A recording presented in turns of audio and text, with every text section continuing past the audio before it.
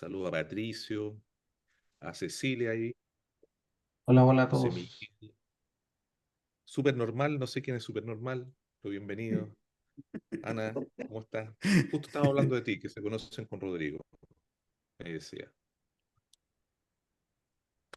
Mauri, Hola Andrés, ¿cómo Daniel, estáis? muy bien, Jorge, Francisca, Todo bien, buenas Fernanda, tardes.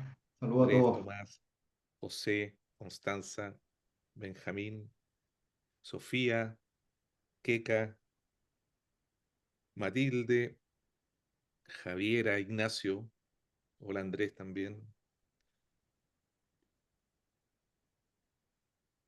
Hola, hola a todos. Todas. ¿Cuántas personas? Daniel, 35 personas somos. Felipe, Cristian, Daniel, Josefa, Alan, Tomás, Benjamín, Marcelo, para Marcelo, perfecto. Viene llegando más Nicolás,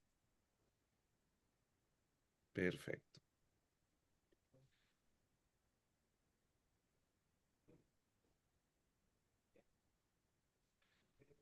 Algo tengo que cerrar aquí. Ahí está. No, perfecto. Tengo un problema para visualizar. ¿Tú estás mostrando tu pantalla? No, No, todavía no. Eh, dejé de Dejó de mostrarla. compartir. ya, perfecto, por eso no me encontraba. Ya, perfecto. Entonces, si les parece, para poder cumplir con nuestros tiempos, vamos a comenzar. Seguramente se van a ir plegando nuevos asistentes. Agradecemos a todos los que están presentes, que han llegado a tiempo, además que sabemos que a veces el tránsito, las obligaciones cuesta cumplir, pero les agradecemos que estén aquí presentes. Tantos aquellos que son mentis del programa 2025, como veo también en los asistentes a varios madrinas y padrinos, así que muchas gracias también por aceptar la invitación. Bueno, lo que vamos a comenzar hoy día es la primera masterclass. Nosotros le habíamos dicho que dentro del programa teníamos previsto hacer tres charlas o tres masterclass, le hemos llamado. Esta es la primera de ellas y le hemos denominado la Masterclass 1 de propósito. Y para esto hemos invitado a Rodrigo Sá, un gran amigo, ¿ah? Un gran amigo que nos acompaña hoy día. Se va a presentar él, pero yo voy a permitir un par de palabras, más bien una presentación informal de Rodrigo. Rodrigo es un ingeniero de formación, pero tiene una trayectoria, él se las va a contar, muy interesante que muestra que el camino se lo hace uno. Nosotros coincidimos hace muchos años en el mundo de la innovación y luego hemos coincidido en otras universidades, en cursos y programas, en donde él ha hecho un camino muy notable en los temas que tienen que ver con liderazgo, con innovación, con propósito. Y a mí me parece que es una persona muy motivadora, viene recién llegando de Inglaterra de hacer un máster. Y cuando digo recién llegando, son 2 semanas, así que hemos tenido que cambiar la fecha de realización de esta masterclass justamente para poder coincidir con este aterrizaje que ha sido un poco forzoso, difícil, no es tan fácil volver al país, cambiarse de país, pero Rodrigo ha mostrado una disposición maravillosa y un entusiasmo maravilloso para estar hoy día aquí con nosotros, así que yo le quiero agradecer eso. Y también quiero agradecerle a mis colegas y compañeros de equipo de organización, Francisco, que está con nosotros aquí eh, apoyando la realización de la actividad. No sé si está todavía, pero ya viene en camino también Claudia, nuestras Claudias y Charles, no sé si está en este minuto, pero seguramente va a aparecer también. Así que, sin más, yo quiero invitar a Rodrigo que pueda presentar la parte inicial. Y mientras él pone su presentación, quiero decirles que esto no tiene ningún sentido si no puede ser de alguna manera un diálogo, dentro de las limitaciones que tiene estar en remoto, pero tiene que ser una conversación. Así que yo los invito a después poder conversar, abrir sus micrófonos, por favor mantener la cámara encendida para poder vernos. eh, y bueno, sin más, quiero dejar a Rodrigo. Y estamos grabando, perfecto. Muchas Adelante, gracias Rodrigo. Andrés. Muchas gracias. Yo primero que todo saludarles. Para mí es un placer estar aquí con ustedes. Yo sé que soy como que no soy de la Chile y que eso aquí es una invitación especial. Yo soy sansano de formación, pero tengo que además decir que estoy muy contento porque es un placer compartir con Andrés. Él me estuvo contando del programa, me parece notable todo lo que están haciendo, pero tengo que decir que también de mi proceso, de mi vida laboral, de distintos proyectos, me he cruzado con Pancho, con Anita San Martín. Veo aquí a la Queca en pantalla también. Y es un honor para mí poder compartir algunas experiencias. Para mí, el eje central de lo que les quiero compartir hoy es que este es un proceso que no hay un destino marcado, único, exclusivo, de que aquí uno va por etapas, con logros y fracasos, y les quiero ir compartiendo un poco algo de esas experiencias. Para mí, lo primero es decirles que estamos todos transitando un montón de transformaciones y cuando me toca ir a las empresas, muchas veces como que se cree que hay una gran transformación que es la importante, como esa gestión estratégica, esa planificación, esa decisión. Y yo lo que les quiero mostrar es que la vida tiene más matices y que hay procesos que son personales, otros que son colectivos, hay cosas de la vida exclusivamente laboral, otros de la vida personal, pero que se van cruzando permanentemente. Como les contaba, probablemente a muchos o muchas de ustedes les pasó, yo terminé el colegio, yo estudié toda la vida en el mismo colegio en Punta Arenas, soy magallánico de corazón, muy orgulloso, estudié en un colegio de curas, de hombres, con todas las cosas que ustedes se pueden imaginar al respecto, pero dentro de eso yo quería ser cura, entonces hasta noviembre de cuarto medio mi cabeza estaba en ser cura y ayudar a los demás, desde ahí. El problema es que yo quería más ayudar a los demás que lo que me gustaba rezar.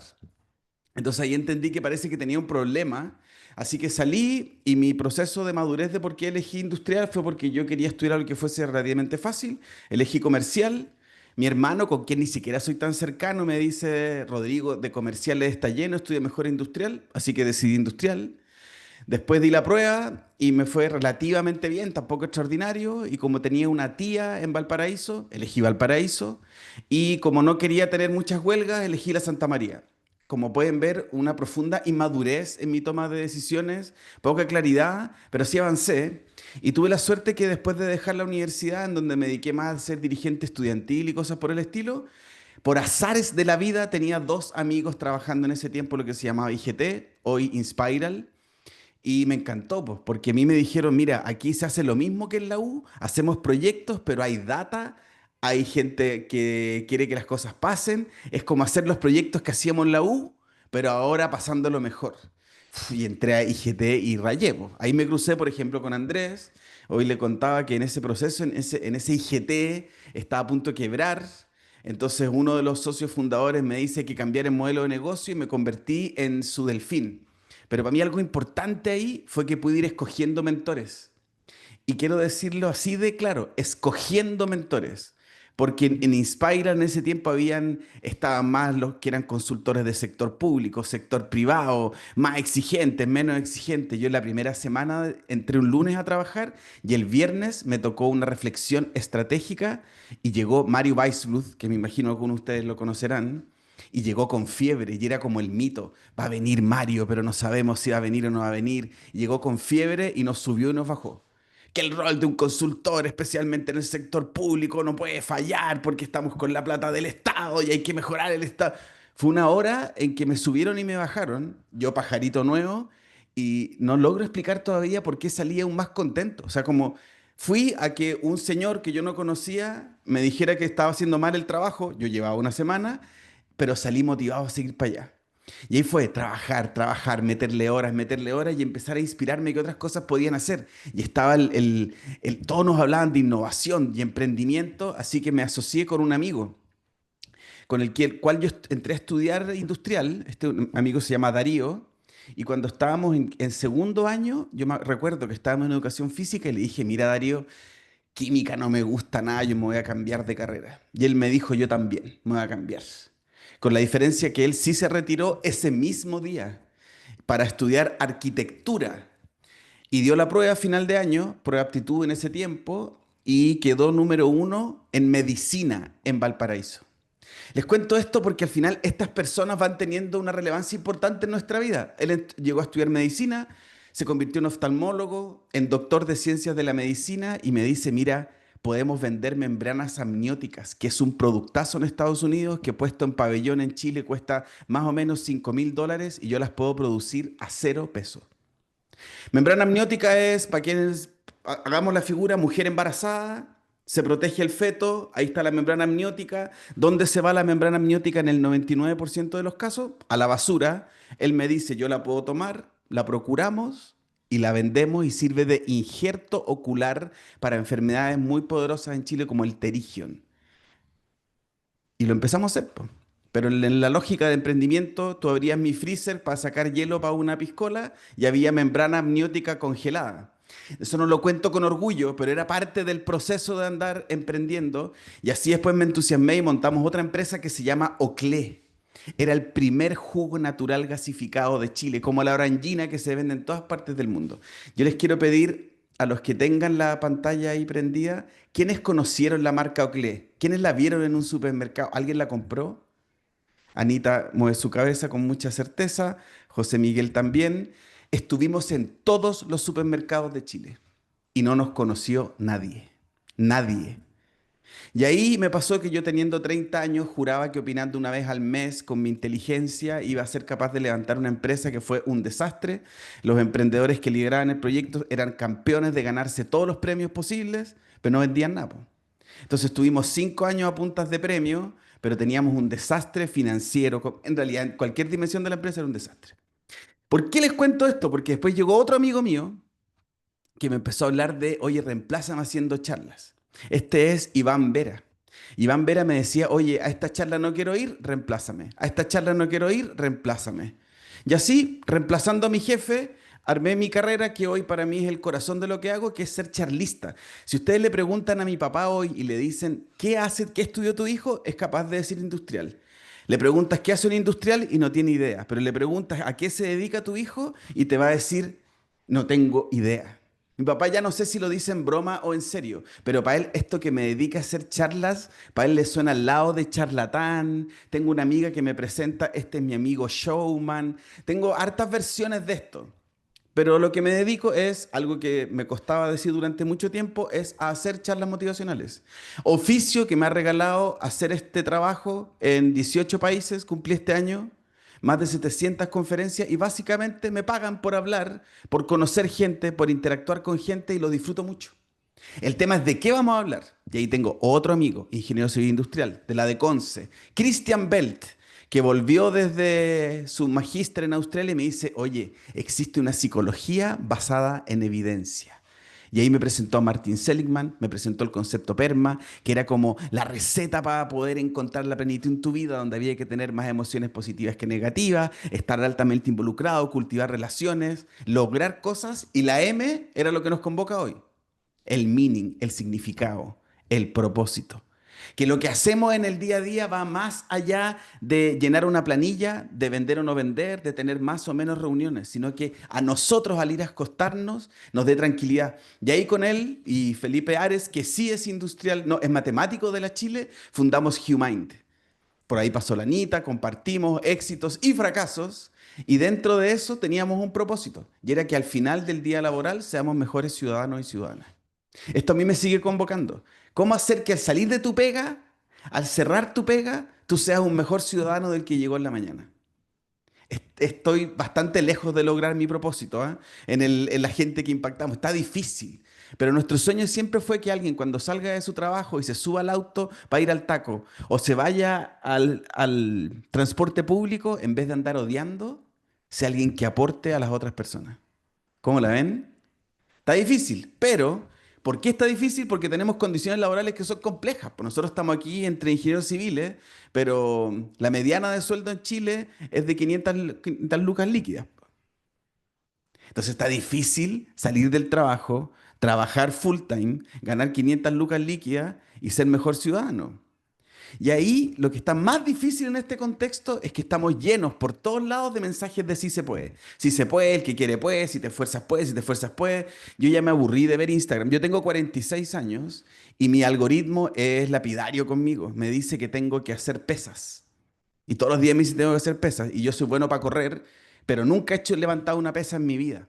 y me dice, tienes que hacer pesas por tu salud. Ya llegó un punto en que ahora me empezó a acusar con mi testosterona, vas a tener problemas de testosterona. Ya lo último que me empezó a decir el mes pasado es que voy a tener problemas de disfunción sexual. Yo siento que todo el día me amenaza con algo, como si no haces esto, y aquí la gente, yo siento que se nos llenó, uno de los libros más vendidos en Chile sigue siendo Hábitos Atómicos o El Club de las 5 de la mañana, como que todo está puesto en productividad individual. Y yo la verdad creo que por ahí no va la cosa. Yo creo que no se puede, solos o solas.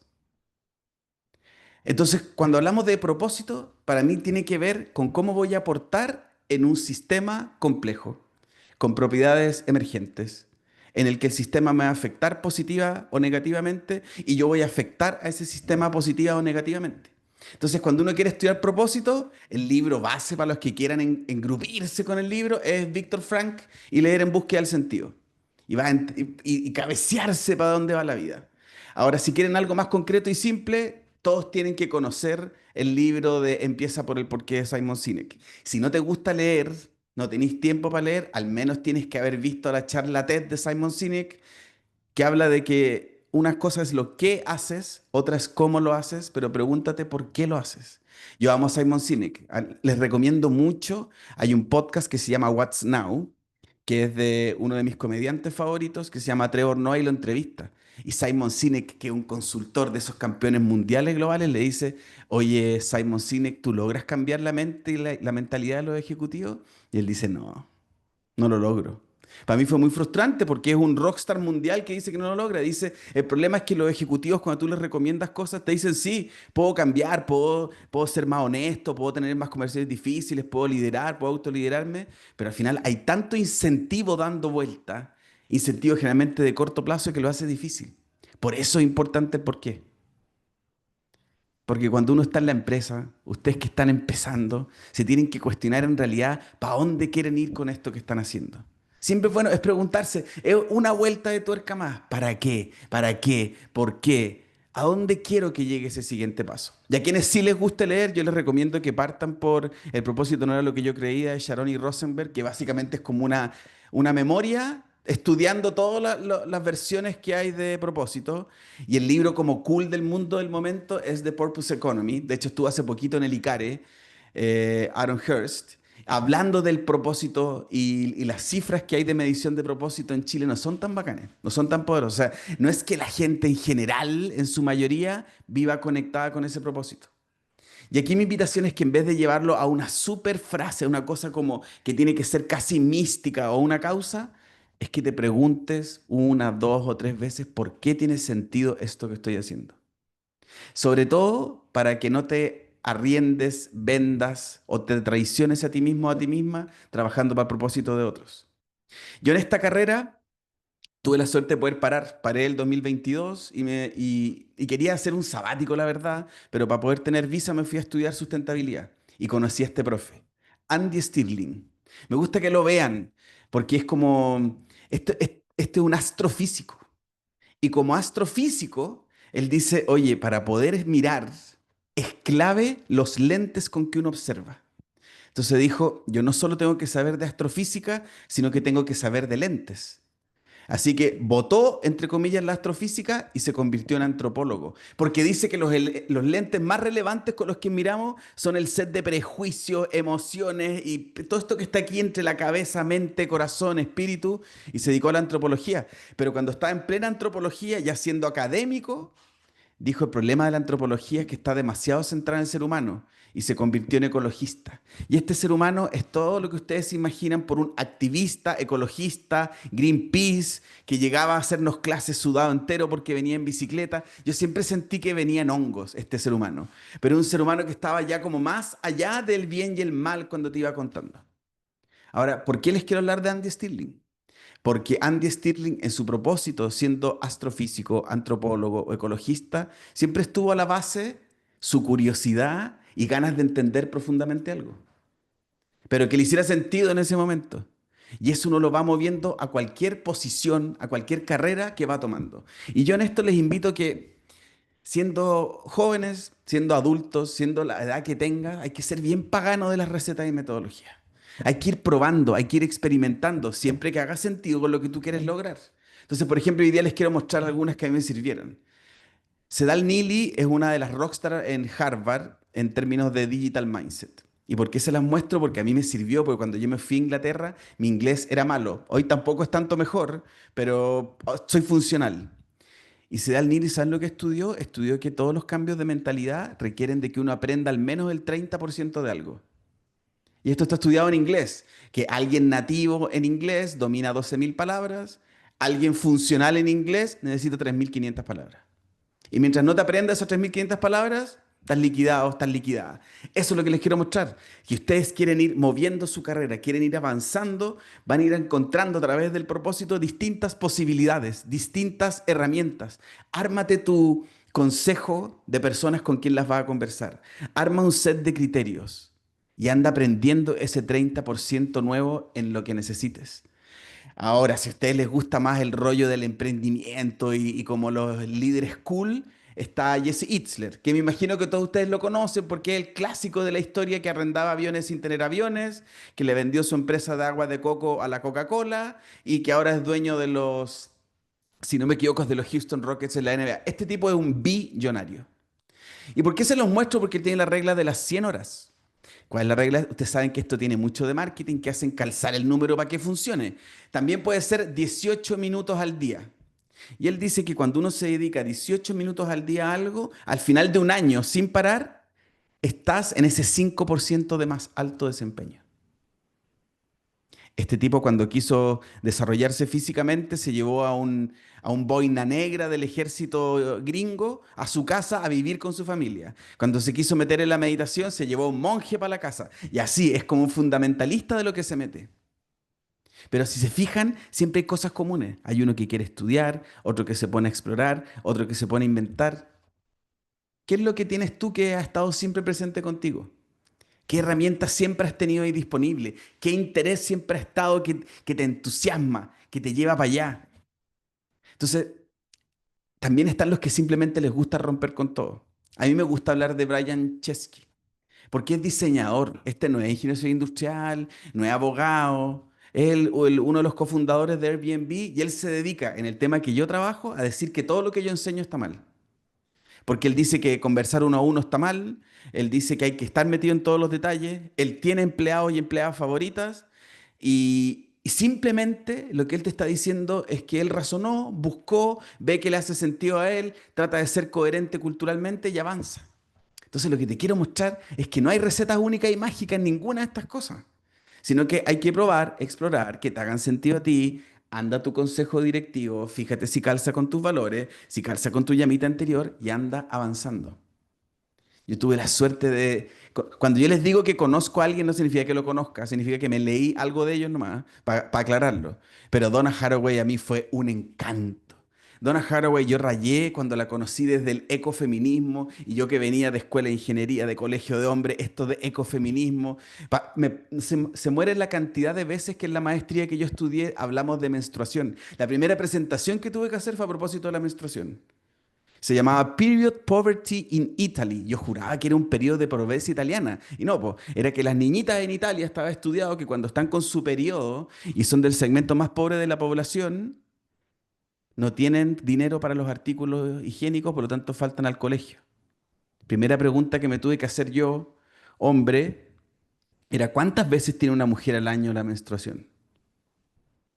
Chuta, no tenía idea. Nunca me lo había preguntado, no era un tema para mí, pues. Entonces ya, después ahí entendí que era entre 2 y 14 el promedio, y resulta que si una niña falta al colegio una semana porque está en su periodo, resulta que falta 12 a 14 semanas al colegio al año, ya queda en desventaja respecto a sus compañeritos. Era brutal la evidencia. ¿Y saben lo que yo aprendí más de Donald Haraway? Lo que más me gustó es que ella habla mucho del conocimiento situado.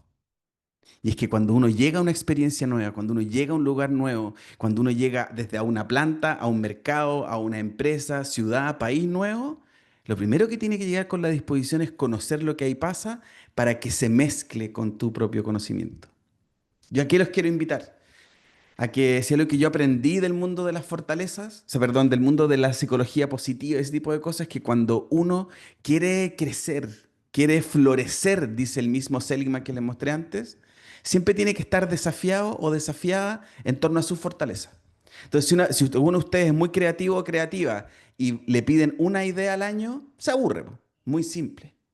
Si te pido 365 ideas al día, te estresas.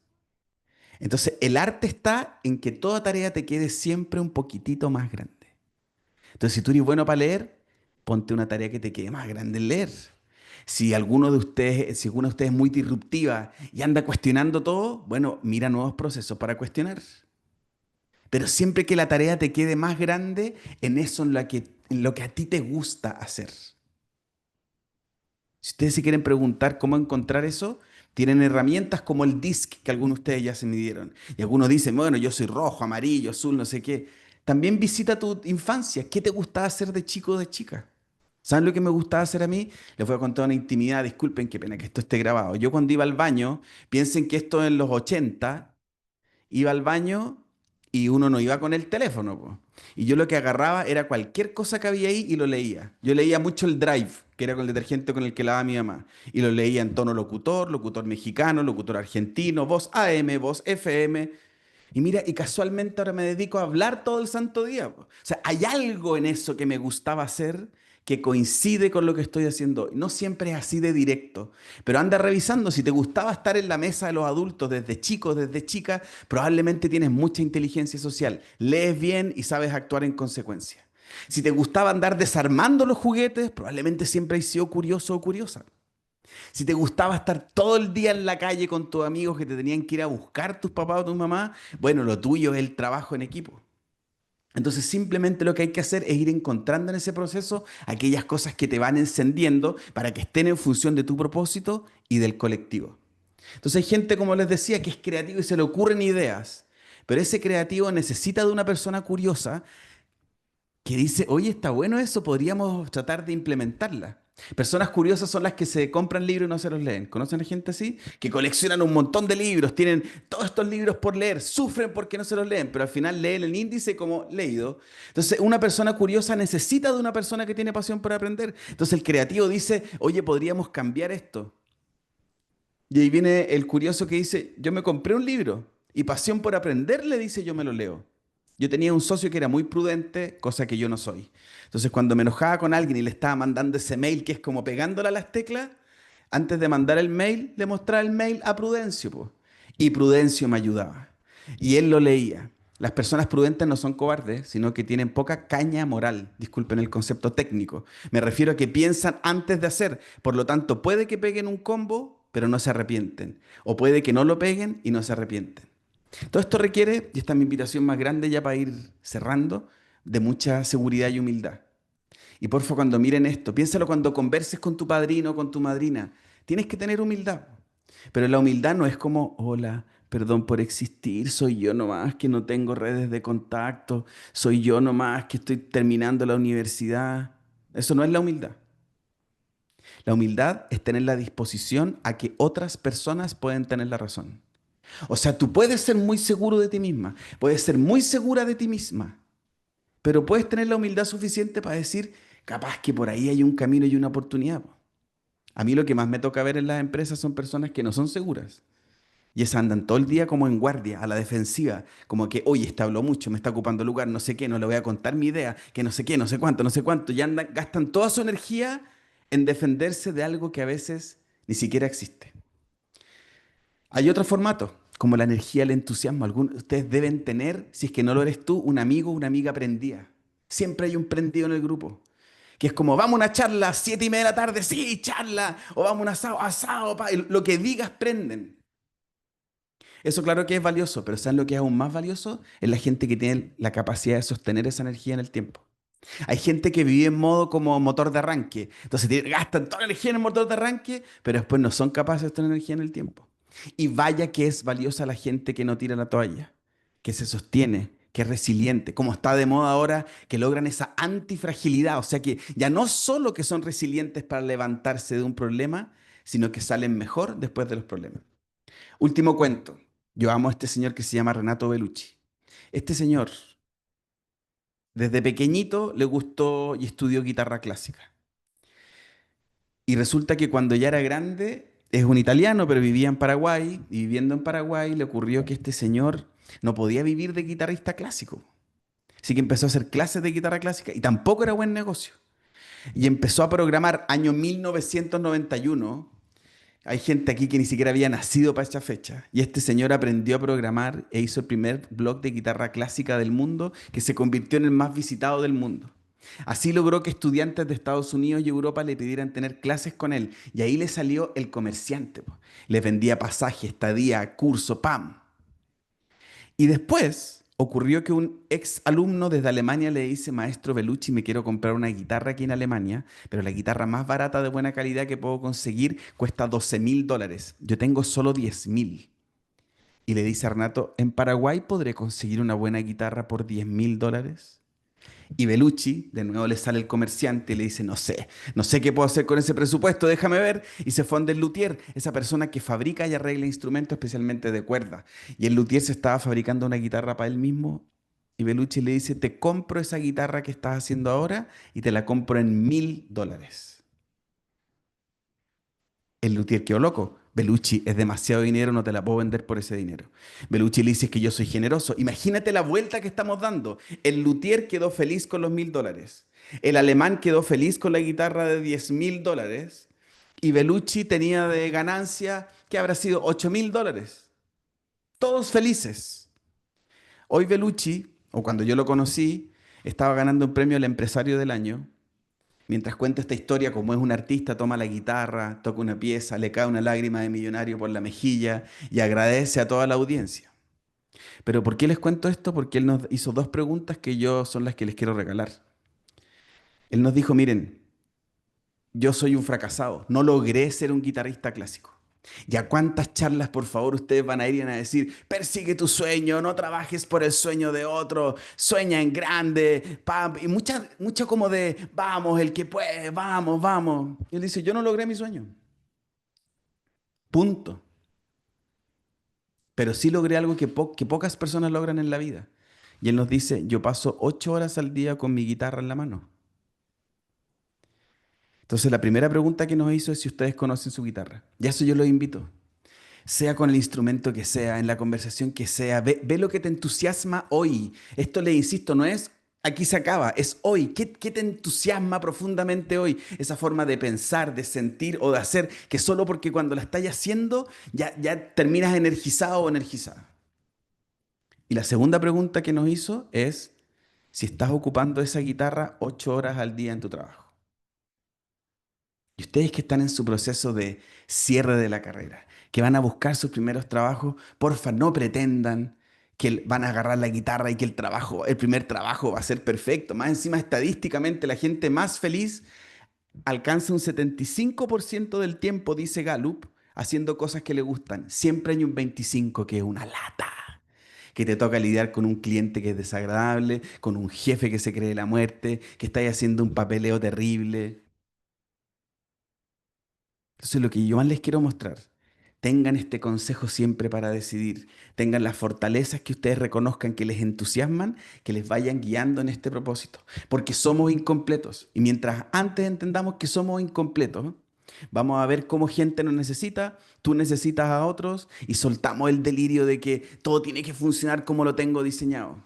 Entonces, no le pidas tanto a tu primera pega más que experiencia, más que un camino, más que el inicio de una ruta que te puede llevar a ser gerente de operaciones, que te puede llevar a ser charlista, que te puede llevar a dedicarte a la política y a mil cosas más. Ustedes tienen un poder de desafiar las cosas como se hacen. Y necesitamos en estos tiempos tan llenos de miedo y como Mufasa por todos lados, gente joven que traiga esperanza crítica, que traiga pensamiento crítico, que no se compre todos los cuentos. Cuando yo preguntaba en el magíster en Inglaterra, oye, ¿y puras malas noticias ambientales qué hacemos? ¿Sabes la respuesta que me dan todo el mundo? Iban a los 60 a un intelectual brasileño, yo decía que era latinoamericano, para no decir, Paulo Freire. Y decían esperanza crítica. Es diseñar escenarios que ya no tienen por qué ser todos distópicos, diseñar positivos en donde yo puedo decir hay cosas que están mal, que me duelen, que son injustas, y con el pensamiento crítico y todo el conocimiento que tú tienes, desafiar lo establecido y hacerlo de nuevo. Pero para eso tiene que ser con diversión. Yo una cosa en mi mal inglés, cuando yo leía que en todas las calles decía diversion, me parecía raro, po. Después aprendí que diversión en inglés es diverger, pues es desvío. Y me encanta poder conversar con gente joven y con padrinos y madrinas que dedican su tiempo escaso a ayudarles a pensar que aquí podemos diverger para que podamos avanzar rápido en conjunto y construir una posibilidad donde podamos convivir en paz. El paper que más me gustó ahí en la universidad era uno que buscaba que uno dejara de estar preocupado del control para pasar al cuidado de los demás, pero decía ni siquiera es cuidado, sino que es simplemente, muy entre comillas, simplemente convivir. Yo personalmente creo en ti, yo creo en mí y creo que juntos podemos conseguir cosas muy valiosas. Los invito a disfrutar del camino y como decían muchos los gringos por allá, piensen que el outcome es solamente un bonus. El resultado llega y disfrútalo, pero lo que hay que disfrutar es el proceso. Espero que tengan preguntas, ideas, casos que me puedan contar en el tiempo que nos queda disponible. Muchas gracias. Muchas gracias, Rodrigo. Mira, aquí dice maravilloso lo que he escuchado hasta ahora. Eh, Qué bonito, gracias. bueno, tenemos un rato y tenemos un rato para dialogar. Yo ya lo había dicho al comenzar. Y queremos abrir las preguntas o el diálogo. Así que si alguien quiere conversar con Rodrigo y con todos nosotros, levante la mano, ocupe la herramienta para levantar la mano y enciende su micrófono. Preguntas, críticas, ejemplos, casos, debate, todo muy bienvenido.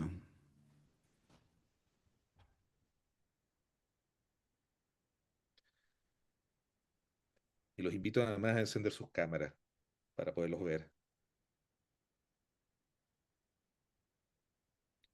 José Miguel tiene la mano levantada. José Miguel, Rodrigo es uno de nuestros mentores. Sí, José Miguel, hola, hola a todos, hola Rodrigo en especial.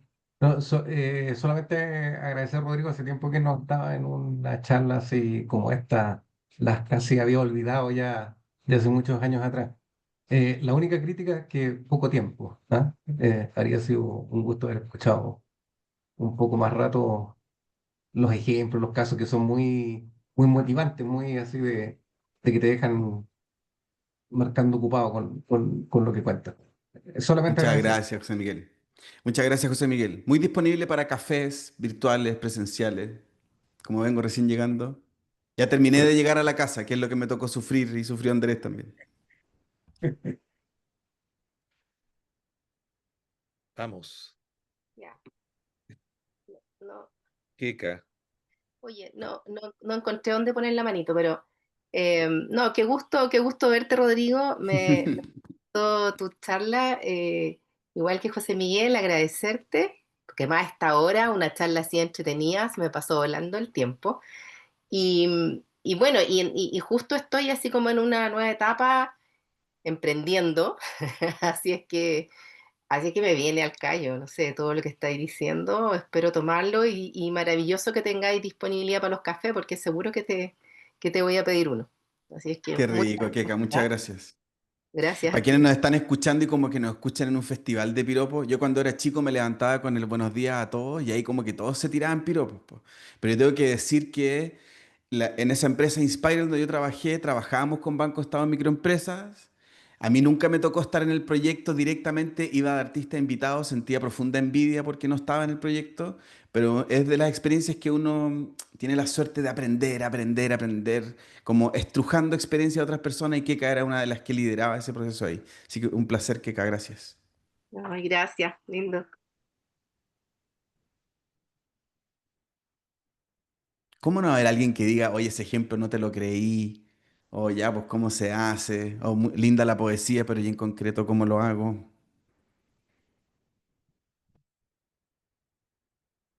Yo tengo una pregunta. Dale, Muchas Javi. gracias por la charla. ¿Por qué sustentabilidad? Como si lo tuyo es como dar charla y liderazgo. ¿Por qué decidiste estudiar más de sustentabilidad?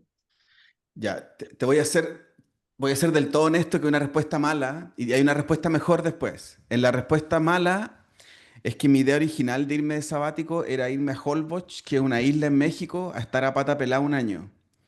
Y mi señora no me dejó. Me dijo como que no vamos a ir a perder el tiempo a estar a pata pelada no más. Y ahí me dijo, vámonos por lo menos para que los cuatro aprendamos inglés. Y ahí yo le propuse Australia y Nueva Zelanda y de nuevo mi señora no me dio permiso, me dijo, no, eso queda muy lejos, no nos vamos a encontrar con nadie. Así que tampoco pude tomar eso. Y al final ella quería Inglaterra y había que estudiar algo, entonces yo en realidad no tenía tantas ganas de estudiar y cuando dije voy a estudiar, dije quiero estudiar algo que no tenga nada que ver con lo que yo hago. O sea, si me hubiese gustado arte, Javiera, hubiese estudiado arte, pero como no me entusiasmaba, entonces lo que me entusiasmaba era antropología, la verdad. Y ahí cuando vi que estudiar un magíster en Inglaterra básicamente era leer y en inglés y en académico, antropología que no tengo idea, básicamente me dio miedo y busqué algo que fuera intermedio y ahí llegué a sustentabilidad en la Universidad de Sussex, que es una universidad muy progresista, donde básicamente terminé estudiando mucho de descolonización, mucho de patriarcado, donde los ODS, para darte una idea, los ODS de la ONU en la clase uno me dijeron que no alcanzaban para salvar el mundo. Y de ahí tuve todo el año para estudiar otras cosas.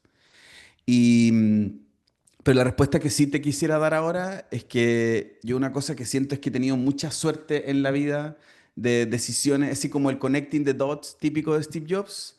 A mí se me han conectado mucho los dots en la vida y al final llegué a una ciudad pequeña que me permitía estar con mis hijos, en el que conocí una multiculturalidad tremenda y me sirvió para abrir la cabeza a mis 45 años. Entonces yo era el tata del curso, el único con hijos y perro de todo el curso, y tenía al compañero de Afganistán que le parecía que las mujeres no deberían estar en la sala, y tenía a los compañeros de conservación del medio ambiente que creían que no habían que haber ser humanos para poder conservar el planeta, y tenía las compañeras que eran como que proponían, cuando hablamos de menstruación, proponían free bleeding, así como que la sangre fluya y yo nunca me sentí preparado para todas esas conversaciones. Entonces hoy estoy muy agradecido, más allá de la sustentabilidad, de la experiencia de involucrarme en una, de salir de la máquina en la que estaba aquí y probar algo nuevo.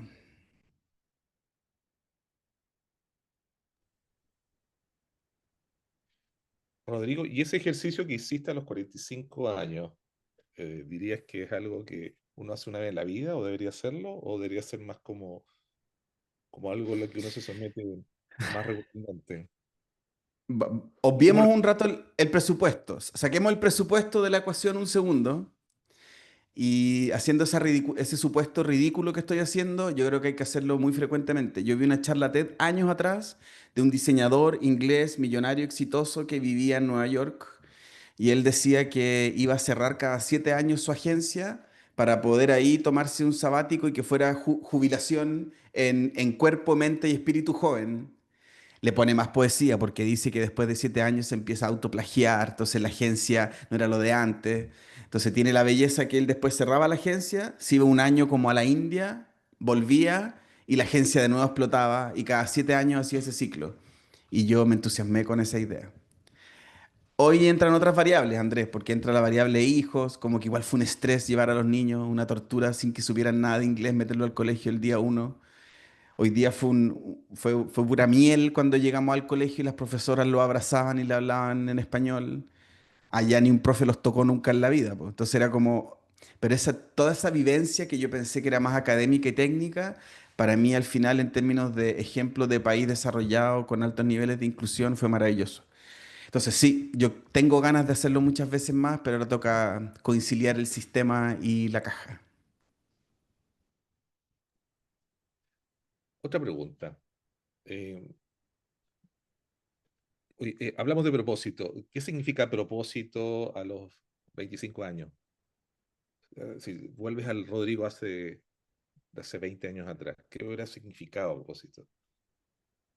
Yo, para mí yo tengo suerte en esto, Andrés, porque el propósito siempre ha estado como en un camino más bien acotado. Yo creo que era bien parecido a querer ser cura. Guardando todas las proporciones, para mí hacer charlas tiene un poco de hacer homilía. Para mí hacer un taller de liderazgo de conversaciones difíciles tiene un poco de ayudar a que convivamos mejor. Cuando yo estaba en innovación, yo estaba realmente convencido que podíamos crear valor y con esa creación de valor había creación de valor para el consumidor, mejor empleo para el que proveía ese valor, retribución para quien creaba esa empresa y a mí me rayaba cuando yo escuché primera vez en Walmart cuando decía, nosotros creamos mucho valor, pero capturamos poco. Y yo decía, ya, pues qué patudez más grande.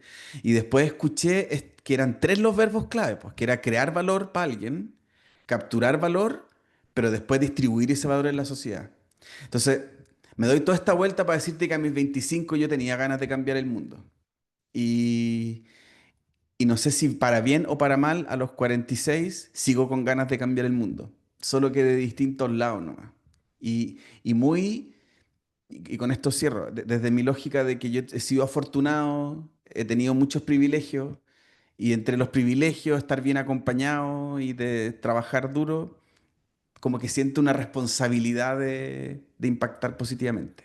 No creo que, que tenga que ser para todo el mundo. O sea, yo admiro al que quiere ser millonario y solo quiere ser millonario y buena onda, porque que cree mucho valor y que cree mucho empleo. Para nada quiero decir que es el propósito, pero yo siempre tuve ese sueño.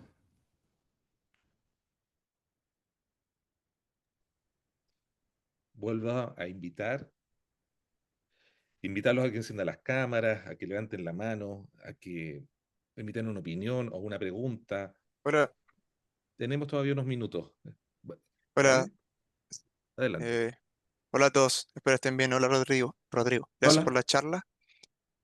Tengo una duda con respecto a la charla en general, porque a mí me da la impresión, y esta es mi opinión, quizás no sea la misma de todos, que de repente la motivación, el propósito se muestra como emprender, porque cuando uno tiene un camino, no es el camino de ir a la empresa y estar empleado. Pero quizás, y como se ve, la gran mayoría, muchos están en la empresa.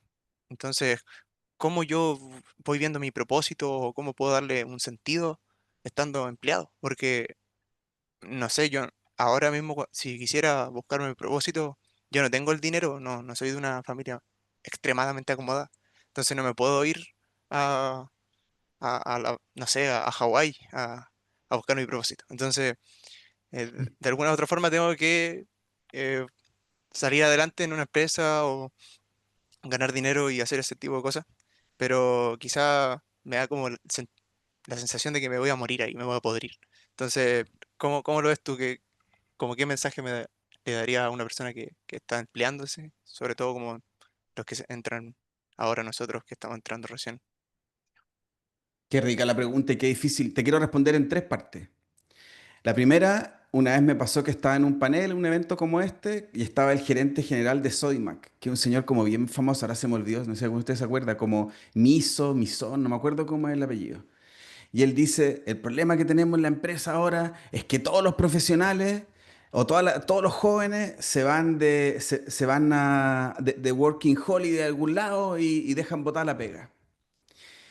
Y yo tuve la mala idea, mi imprudencia, de decirle qué porcentaje de la población creía él que se iba a los 25 a los 30 años de viaje de Working Holiday. Entonces, claramente nunca me han contratado en Sodimac. Después de eso, nunca avancé en venderle nada a Sodimac. Pero te lo menciono porque hay mucha distorsión de la realidad en creer que un montón de gente se va a Hawái a buscar la vida y into the wild y cosas así. Y yo comparto contigo que ese no tiene por qué ser ni tu estándar ni el estándar de todos, pero lo que sí estoy seguro que no es el promedio de la población en Chile. Punto uno. Punto dos, a mí me carga todo el discurso que tiene que ver con emprender o nada, principalmente porque todos los que emprenden después quieren contratar gente y si siguen con ese discurso de emprender o nada, van a quedar solos. Y además, yo tengo otra mirada crítica, pero tómalo así con validez de n igual uno, de toda la geek economy como vinculada a que nos entrega libertad profunda a todos y yo creo que en gran parte de la economía nos trae más bien precariedad laboral porque Geek Economy, una cosa es estar sentado en tu casa de consultor o haciendo cosas así, y otra cosa es cuando la Economy se reduce a hacer Uber o Rappi. Tercer punto, que es cuando sí te voy a responder a tu pregunta, y es, yo tuve la suerte de ser, te voy a primero responder por mí, que es de ser empleado, y tú vas buscando cómo calza con tu propósito. Yo lo que te podría decir es que cuando esto no calce con tu propósito, con tu fortaleza, cámbiate, po. No pasa nada con cambiarse de pega. Nada. Sí, yo soy más de la idea que hay que cumplir un ciclo. Ese ciclo será por proyecto, será un año, 2 años, 3 años, pero tú te podías hacer cargo. O sea, si tú estás aquí, seguramente eres talentoso, eres estudioso, seguramente eres disciplinado y va a estar en tus manos que, no recuerdo la frase exacta que usaste, pudrirte en una empresa. Cuando estés empezando a sentirte mal en esa empresa, tienes que tomar alguna acción tú, po. O cambias tú dentro de equipo o te cambias de empresa, pero... Y ahí Víctor Frank es el libro de cabecera. Tú le tienes que dar sentido a lo que haces y sobre todo hacerte cargo ahí de tu toma de decisiones. Yo sé que el contexto no siempre es igual, sé que uno tiene responsabilidades, pero aquí yo he visto mucha gente que vive a lo Tarzán, es decir, que no suelta una liana antes de agarrar la próxima, pero lo que te puedo asegurar es que tú no tienes por qué pudrirte sin propósito en ningún puesto de trabajo, porque vas a poder ir encontrando la ruta que le haga sentido a tu vida. ¿Te sirvió o no? ¿O no te dije nada? Sí, sí, sí. O sea, más que nada es como no sé, me das como la motivación de no quedarme ahí o el miedo, porque igual el miedo es por la inexperiencia o como porque no sé qué va a pasar si yo me salgo de un trabajo y etcétera. Pero me sirvió Súper mucho, bien. gracias. Y miedo vaya a tener siempre. Imagínate mis amigos de 45 años, entre 45 y 50. La mitad son gerentes o subgerentes. Y ya están viendo que llegó uno de 35, recién llegado del MIT, con olor a inteligencia artificial en todo lo que hace y cobrando menos que yo. ¿Cómo crees que está mi amigo? Ese sí que está muerto de miedo, porque más encima tiene dividendo caro, dos colegios y una universidad. O sea, tiene un costo fijo alto y mira todo con miedo. Yo te invitaría a abrazar ese miedo, ponerle coraje, confiar en ti, en tu sistema y ir moviéndote. Pero la mala noticia es que ese miedo, así como que se acabe con la experiencia, lo vas a gestionar mejor, pero que se vaya a cero, al menos a mí no me ha pasado. Ahí quizás tu padrino o tu madrina tiene una mejor experiencia que la mía. Gracias, Rodrigo. A ti. Queda espacio para una pregunta o intervención. Vamos, somos todos de la Chile. El único que no es de la Chile es Rodrigo. Salir con la idea de que aquí no. Miguel, adelante. Sí, bueno, si no hay otra pregunta, un comentario y una pregunta. Que me pegaste en los cachos, Rodrigo, con eso de el que compra los libros y no los lee. Ah, Porque, de hecho, el de empieza con el porqué de cine, que lo compré el año pasado, bueno, por ahí por julio, y todavía no lo he leído. ¿Ah? Había visto las charlas TED y esas cosas en los videos, pero no he leído el libro, todavía lo tengo ahí. Ahora creo que voy a leerlo. Y lo que te quería preguntar, pensando en la historia que mostrabas de este profesor que partió siendo astrofísico, pero después se dio cuenta que mm. en realidad lo importante eran los lentes, entonces se fue a la antropología y después dijo que eso era muy acotado, digamos, había que tener una mirada más amplia, se fue a la ecología. Porque ahí como que uno ve una cosa como media errática, ¿cierto? Como que se fue cambiando, cambiando, cambiando y es un poco tal vez en la mirada normal, en lo estándar, como que tal vez no sabe lo que quiere, ¿cierto? Pero él tiene un cuento que le da coherencia a todos esos cambios, a todos esos giros que podrían ser muy bruscos, muy abruptos. Y también le puede pasar a uno, en el sentido de que uno empieza a contar una historia, mira, yo empecé trabajando en esto, y después lo que pasó es que me di cuenta y me puse a trabajar en esto otro, pero también podría tener un cuento, como tú decías, así como mi primera respuesta y mi segunda respuesta, es que en realidad mucho de esto ha sido bien azaroso, en realidad. Mire, justo tocó que me llamé por teléfono a un amigo y me dijo que necesitaban gente y yo fui, y resultó que ese fue el trabajo que a mí más me ha gustado en toda mi vida, pero no fue una cuestión que yo declaré, no fue algo que yo estaba buscando, fue absolutamente azaroso. Entonces, un poco de también como cuánto juega en esto como la interpretación o la ligereza, digamos, con el que ir viendo estas cosas y que al final yo creo que lo que importa es que uno se vaya desarrollando de algún modo, sintiendo bien y sintiendo que contribuye y aporta, digamos, independiente que haya tenido una trayectoria media loca, media extraña o media incoherente a la vista de alguien. Qué entrete, José Miguel. Yo aquí siempre respondo como buen consultor. Tengo tres puntos que quiero mencionarte. En un taller con David Allen, el autor de Getting Things Done, esos talleres como de productividad, él, una cosa que le agradecí de por vida es cuando él dice, si el libro no te atrapó, Si el libro no te dieron ganas de terminarlo, el único culpable es el autor. Suelta el libro, dile al autor que escribe fome para ti y olvídate, porque si no lo que hacemos es que empezamos a acumular libros y acumulamos culpa y ya tenemos suficientes culpas en la vida. Eso lo dice David Allen y a mí me encantó. Después, en otro proceso, me dijeron, ¿para qué quieres leer? Yo me acuerdo que trabajamos con un gerente que estaba desesperado porque no le gustaba leer. Y era como, es que voy a los almuerzos y todos leen. Ya, pero si queréis datos de rosa, si quieres activos sociales para un almuerzo, mírate la TED, escucha el podcast y suéltalo. Pero lo que más me acuerdo de David Allen es que decía, suelta esa culpa de no estoy leyendo como todos los demás están leyendo. Dicho eso, lo que más me quiero hacer cargo de tu comentario y que me parece genial como lo muestras, es esta lectura posiblemente errática en la vida de la carrera profesional. Y ahí a mí me parece maravilloso el que hay, como tú dices, hay cosas que uno diseña, hay cosas que uno le tocan. A mí siempre me ha gustado de esta frase de que la suerte te pille trabajando, pero lo que más quiero mencionar es que cuando uno se conecta con lo que realmente quiere que pase, no va a haber ni carrera, ni oficio, ni trabajo más digno, menos digno, más cool, menos cool, sino que son puros pasos. Y aunque suene cliché, yo estoy seguro que tú vas a estar de acuerdo conmigo, son parte de las cicatrices que uno va teniendo en la vida y que después le van dando sentido. Pero sobre todo, y era lo único que quería sumar a tu comentario, José Miguel, es que tampoco se trata solo de la vida laboral, porque esto está marcado por otras decisiones, porque tienes un hijo enfermo, porque tu pareja está en una buena pega, porque quieres cuidar de tu papá o de tu mamá que ya están mayores. Lo laboral, claro que muchas veces es un medio para realizarse y para hacer dinero, por cierto, o para aportar a los demás.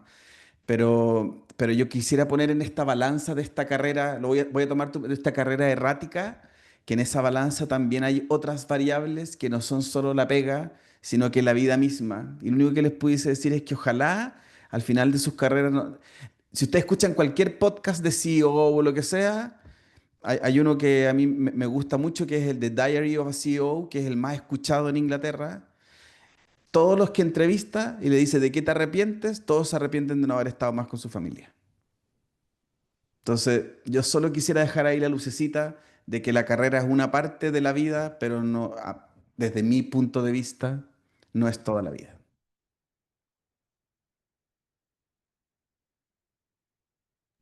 Tremendo cierre, ¿eh? Tremendo cierre. Yo creo que no podemos finalizarlo en un lugar mejor que con esa última frase, Rodrigo. Yo te quiero agradecer tu disposición, siempre positiva y además de una generosidad enorme. eh, y agradezco que hayas querido compartir con nosotros hoy día. Nos han preguntado por el chat si van a tener la posibilidad de volver a ver esta grabación y sí, se los vamos a compartir, les vamos a compartir vía el WhatsApp, también te la vamos a compartir a ti, Rodrigo. Si tú no tienes problema que nosotros podamos compartirlo con el resto de Ningún las problema. mentores como de Mentí, para que podamos reflexionar e incorporar además lo que tú nos has compartido hoy día al proceso que estamos viviendo de mentoría. Cada uno verá la manera. Seguramente muchos mentores no solamente lo verán para su mentir, sino también para sus propios procesos. Así que creo que ha sido un tremendo regalo y yo creo que le debemos un aplauso a Rodrigo y un aplauso para él.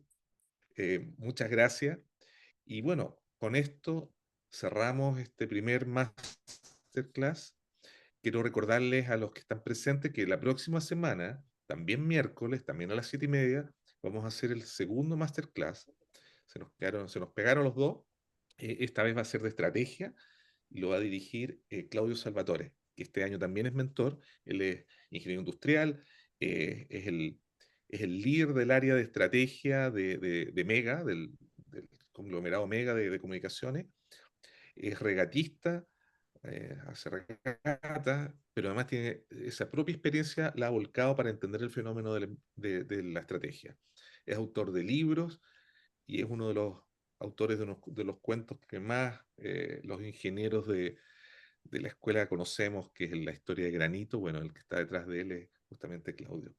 Así que esperamos que estén llenos aquí de participantes, con su cámara encendida Sí, la próxima vez y con hartas preguntas. Andrés, sí, Francisco, perdón, sí, antes que nos vayamos, les pedimos que enciendan su cámara así esta vez para que nos saquemos una foto. Saquemos una foto para ya. que dejemos registro. Por favor, todos muchachos, muchachas, enciendan la foto. O sea, enciendan la foto, ¿no? Enciendan la cámara ahí, sí, para verles. Aparezcan, nos vamos a sacar una foto con Rodrigo. Aprovecho también de agradecerte también la disposición muy entretenida. Gracias por todo tu compartir tu experiencia. Bien, entonces estamos Un acá placer. a la cuenta de 3. 1, 2, 3. Excelente. Muchas gracias. Un abrazo Un y que tengan buen abrazo. término de jornada. Que les Chao, vaya muy bien. gracias. Gracias. Gracias. Chao, Gracias. chao. Muchas gracias. Chao, chao. Rodrigo, un Gracias, abrazo. Rodrigo. Muchas gracias.